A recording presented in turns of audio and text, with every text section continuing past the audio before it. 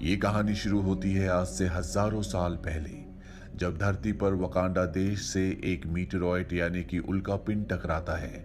ये उल्कापिंड अपने साथ एक बेशकीमती धातु भी लाया, जिसका नाम है वाइब्रेनियम।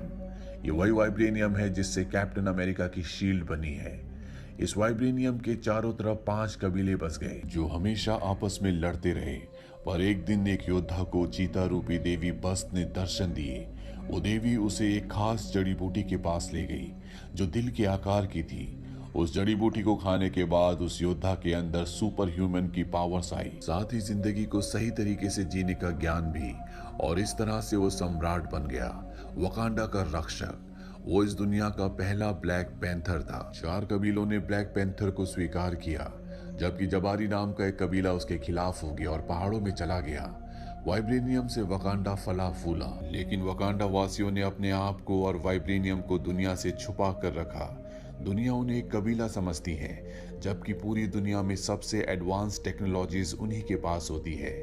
वक्त आता है सन 1992 का, जहां पर किंग टिचाका, जो कि अब वकांडा के नए सम्राट हैं, जो ब्लैक पैंथर भी हैं, वो कैलिफोर्निया अपने भाई के पास जाते हैं।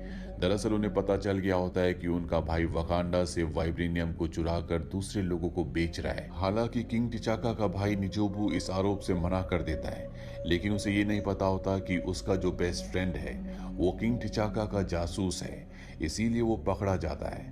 कहानी आती है प्रेजेंट डे में, जहां पर किंग टिचाका का बेटा टिचाला अपने पिता की मौत से बहुत दुखी होता है। कैप्टन अमेरिका सिविल वॉर में हमने देखा था कि किंग टिचाका सुकोविया अकॉर्ड, जो कि एक एग्रीमेंट था एवेंजर्स के लिए, जिसके तहत एवेंजर्स को यूनाइटेड नेशन के अंडर काम करना था। जब उसके ऊपर भाषण दे रहे होते हैं, तभी एक बॉम्ब ब्लास्ट में उनकी मृत्यु हो जाती है और अब उनका बेटा टिचाला ही उनकी गद्दी का वारिस है। वो वापस वकांडा आ जाता है, जहां पर उसकी एक्स लवर, जिसका नाम नाकिया होता है, जिसे कुछ लोग पकड़ कर ले जा रहे होते हैं, उसे उन लोगों से छुड़ाता है। दरअसल नाकिया ने ऐसा जानबूझकर किया होता है, वो एक मिशन पर होती है।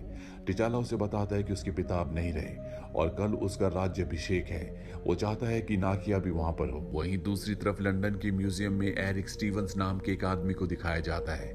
दरअसल इस म्यूजियम में वकांडा के वाइब्रेनियम से बना हुआ एक हथियार है। ये यहाँ पर इस हथियार को चुराने के लिए आए हैं। एरिक के साथ यूलेसिस नाम का एक आदमी भी होता है, जो पहले भी एरिक के पिता के साथ आज से कई साल पहले वाइब्रेनियम की स्मगलिंग कर चुका है। ये दोनों यहाँ से वाइब्रेनियम के उस हथियार को चुरा लेते हैं। वहीं दूसरी तरफ वकांडा में दिखाया जाता है, जहां पर टिचाला का राज्याभिषेक होना है। पर यहाँ पर कुछ पुराने रीति रिवाज हैं, जिनके मुताबिक टिचाला के अंदर से ब्लैक पैंथर की शक्तियों को वापस ले लिया जाता है। अब वो एक आम इंसान है और यहाँ पर जो दूसरे कबीले आए हैं, उनमें से कोई भी राजकुमार टिचाला को द्वंद्व के लिए, युद्ध के लिए चैलेंज कर सकता है। जो भी इस युद्ध में जीतेगा वही वकांडा का राजा बनेगा। ये युद्ध या तो किसी की मौत से खत्म होता है या दूसरे योद्धा के हार मानने से। टिचाला के बीच में और दूसरे योद्धा के बीच में घमासान लड़ाई होती है। हालांकि टिचाला उसे मार सकता था, लेकिन टिचाला उसे हार मानने के लिए कहता है और इस तरह से टिचाला वकांडा का राजा बन जाता है। टिचाला को वाइब्रेनियम से बनी दिल के आकार की उस खास जड़ी बूटी को पिलाया जाता है, जिससे उसके अंदर ब्लैक पैंथर की शक्तियां वापस आ जाती हैं। और अब राजा बनने के बाद टिचाला को, यानी कि ब्लैक पैंथर को, पता चलता है कि लंदन के म्यूजियम से वाइब्रेनियम चुराया गया है। ये एक प्लान बनाते हैं और इस प्लान के मुताबिक जब भी वो वाइब्रेनियम को बेचने की कोशिश करेंगे तो ये उन पर हमला करेंगे। और जब एरिक और यूलेसिस वाइब्रेनियम की डील कर रहे होते हैं तो वहां पर ब्लैक पैंथर आ जाता है। ब्लैक पैंथर यूलेसिस को पकड़ लेता है और जब यूलेसिस की इन्वेस्टिगेशन हो रही होती है, वहां पर एरिक एक ब्लास्ट करता है, जिसके बाद वो यूलेसिस को वहां से छुड़ा लेता है। और जब वो उसे अपने साथ ले जा रहा होता है तो ब्लैक पैंथर उसकी तरफ कूदता है, लेकिन तभी एक अनजान शक्ति उसे पीछे धकेल देती है। ब्लैक पैंथर देखता है कि एरिक के गले में एक गोल अंगूठी है, जिसे देखकर वो पूरी तरह से हैरान हो जाता है। वकांडा वापस आने के बाद ब्लैक पैंथर अपने पिता के उस दोस्त के पास जाता है, जो कभी उसके पिता के लिए जासूसी भी किया करते थे, जिनकी वजह से किंग टिचाका को उनके भाई की गद्दारी के बारे में पता चला था, जो कैलिफोर्निया में इलीगल तरीके से कई सालों पहले वाइब्रेनियम बेच रहे थे। ब्लैक पैंथर उनसे पूछता है कि आज मेरा जिस आदमी से सामना हुआ, उसके गले में ठीक वैसी अंगूठी थी जैसे मेरे हाथ में है। ये मेरे दादाजी की अंगूठी है, ऐसा कैसे हो सकता है? वो ब्लैक पैंथर को बताते हैं कि आज से कई साल पहले तुम्हारे पिता के भाई को यानी कि तुम्हारे चाचा को कैलिफोर्निया एक मिशन के लिए भेजा गया था। वहां पर उसे एक अमेरिकन लड़की से प्यार हो गया, उनका एक बच्चा भी हुआ। जहां पर तुम्हारे पिता ने मुझे अपना जासूस बनाकर तुम्हारे चाचा के पास भेजा था। मुझे पता चला कि वो वाइब्रेनियम चुरा रहे हैं। दरअसल वो खतरनाक हथियार बनाना चाहते थे। वो चाहते थे कि वकांडा इस पूरी दुनिया पर राज करे। और जब ये बात तुम्हारे पिता किंग टिचाका को पता चली कि उनका भाई वाइब्रेनियम चुरा रहा है, तो वो कैलिफोर्निया आए और उन्होंने अपने भाई से कहा कि तुम वकांडा वापस आ जाओ। तुम्हारे पिता का भाई मुझसे बहुत नाराज था। उसने मुझ पर गन तान दी और मेरी जान बचाने के लिए किंग टिचाका ने अपने भाई को मार दिया। पर उनकी मौत के बारे में कभी किसी को नहीं बताया गया। उनकी मौत के राज को हमेशा राज ही रखा गया।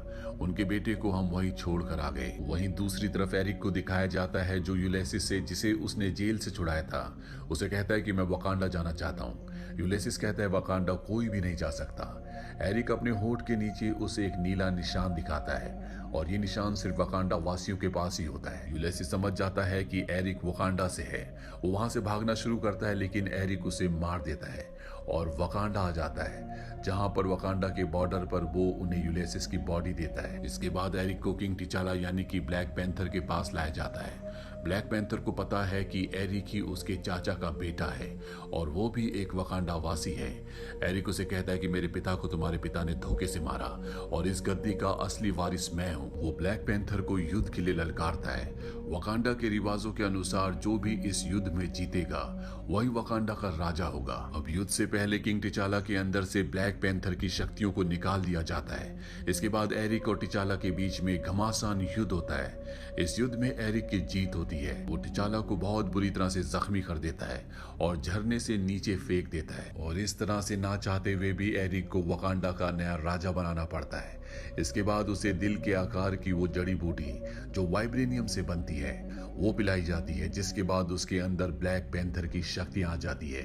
एरिक कहता है कि यहाँ पर जितनी भी बाकी जड़ी बूटियां हैं उन सबको जला दो ताकि उसके बाद किसी के भी अंदर ब्लैक पैंथर की शक्तियां ना आए। लेकिन नकाई, जिससे टिचाका प्यार किया करता था, जो वकांडा की जासूस भी है, वो एक जड़ी बूटी चुरा लेती है और इसके बाद नकाई टिचाका की मॉम, बहन और CIA का एक मेंबर जिसका नाम एवरेट है, जिसका इलाज करने के लिए उसे वकांडा लाया गया था, ये सब के सब राजमहल से निकल जाते हैं।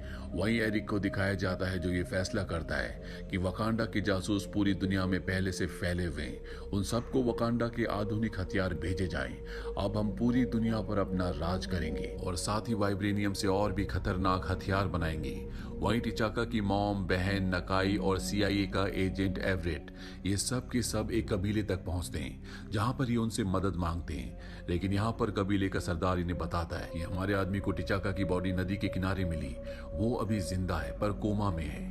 और ये सब के सब टिचाका के पास जाते हैं। नकाई के पास वाइब्रेनियम जड़ी बूटी का वो फूल होता है जिसे वो राजमहल से लेकर आई थी।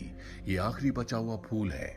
टिचाका की मॉम इससे एक सिरम बनाती है और अपने बेटे टिचाका को पिलाती है, जिससे टिचाका अपने पूर्वजों की दुनिया में चला जाता है, जहां पर वो अपने पिता किंग टिचाला से मिलता है। टिचाका अपने पिता से नाराज होता है। वो कहता है कि तुम्हें अपने भाई के बेटे को वहां पर छोड़कर नहीं आना चाहिए था, बल्कि उसे अपने साथ लेकर आना चाहिए था। उसके पिता कहते हैं कि मैंने अपने लोगों को चुना। टिचाला कहता है कि आपने गलती की और आज जो कुछ भी हो रहा है इसके जिम्मेदार हम ही हैं और अब मुझे ही सब कुछ ठीक करना होगा, मुझे वकांडा को बचाना होगा। और इसके अगले पल वो होश में आ जाता है। टिचाला के अंदर एक बार फिर से ब्लैक पैंथर की शक्तियां आ चुकी है, इसीलिए फैसला करता है कि वो एरिक का सामना करेगा। एरिक के अंदर भी ब्लैक पैंथर की शक्तियां हैं।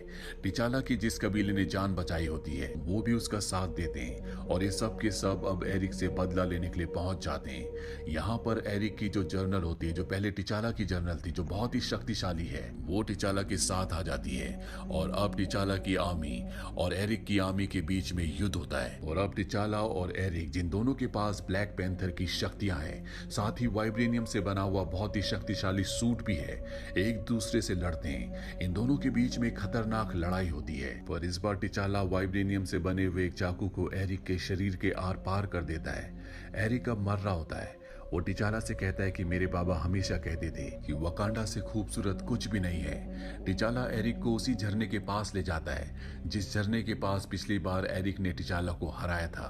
टिचाला एरिक से कहता है कि अगर तुम चाहो तो हम तुम्हें बचा सकते हैं। एरिक कहता है ताकि तुम मुझे पूरी जिंदगी काल कोठरी में रखो, इससे अच्छा मैं यहाँ पर मरना पसंद करूंगा। एरिक की मृत्यु हो जाती है। इसके बाद दिखाया जाता है ब्लैक पैंथर यानी कि टिचाला अपनी बहन को कैलिफोर्निया उस जगह ले जाता है जहां पर इनके पिता ने अपने भाई को मारा था। टिचाला ने इस पूरी जगह को खरीद लिया होता है। वो अपनी बहन को बताता है कि यहाँ पर हम वकांडा का पहला संपर्क सेंटर बनाएंगे जिसे तुम और नकाई संभालोगे और दुनिया की भलाई के लिए अपनी साइंस को, अपनी टेक्नोलॉजीज को दुनिया के साथ साझा करोगे। मिड क्रेडिट सीन में टिचाला यही बात यूनाइटेड नेशन के सामने कहता है। वो कहता है कि वकांडा अब पर्दे के पीछे नहीं रहेगा बल्कि दुनिया के साथ अपने विज्ञान को, अपने ज्ञान को बांटेगा ताकि हम एक बेहतर दुनिया बना सके। पोस्ट क्रेडिट सीन में हमें दिखाया जाता है बकी बार्न्स को जिसका हाथ Captain America Civil War film में आयरन मैन ने उखाड़ दिया था। अब वो यहाँ पर पूरी तरह से रिकवर हो चुका है। इसी के साथ ये फिल्म, ये कहानी यहीं पर खत्म हो जाती है।